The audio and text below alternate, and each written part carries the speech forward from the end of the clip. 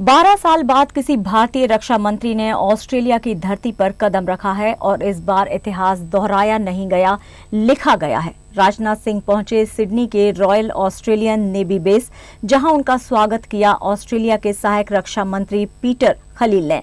एक अहम मुलाकात जो सिर्फ हाथ मिलाने तक सीमित नहीं रही, बल्कि हिंद महासागर की लहरों से लेकर इंडो पैसिफिक की सुरक्षा तक कई फैसलों की गूंज छोड़ गई। पीटर खलील ने कहा कि 12 साल में किसी भारतीय रक्षा मंत्री की पहली यात्रा ये ऐतिहासिक है और वाकई ये मुलाकात भविष्य की दिशा तय करती दिखी, जहां भारत और ऑस्ट्रेलिया अब साझेदार नहीं बल्कि इंडो पैसिफिक के सह निर्माता बन चुके हैं।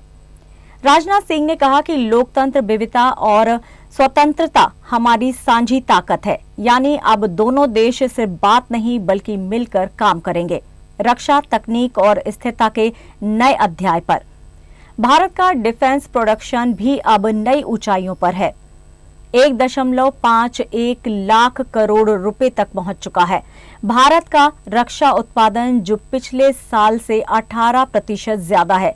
करीब 100 देशों को भारत अब अपने हथियार और सिस्टम एक्सपोर्ट कर रहा है। कभी हथियारों का खरीदार रहने वाला भारत अब वैश्विक सप्लायर बन चुका है। मेक इन इंडिया अब बन गया है मेड फॉर वर्ल्ड।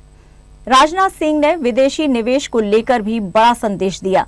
अब रक्षा क्षेत्र में 74% FDI ऑटोमेटिक रूट से संभव है और उससे ज्यादा भी अगर निवेश के साथ अत्याधुनिक तकनीक भारत आए। सरकार का मकसद साफ है, भारत को बनाना और दुनिया का सबसे भरोसेमंद रक्षा उत्पादन केंद्र। नीति सुधारों और आसान प्रतिक्रियाओं से भारत अब डिफेंस मैन्युफैक्चरिंग का हॉट स्पॉट बन गया है। भारत और ऑस्ट्रेलिया दो लोकतंत्र, एक सोच, जहां विश्वास की नींव पर खड़ी हो रही है रक्षा की नई दीवार। अब समुद्र की गहराइयों से लेकर आसमान की ऊंचाइयों तक मेड इन इंडिया और मेड फॉर वर्ल्ड साथ साथ उड़ान भरने को तैयार हैं।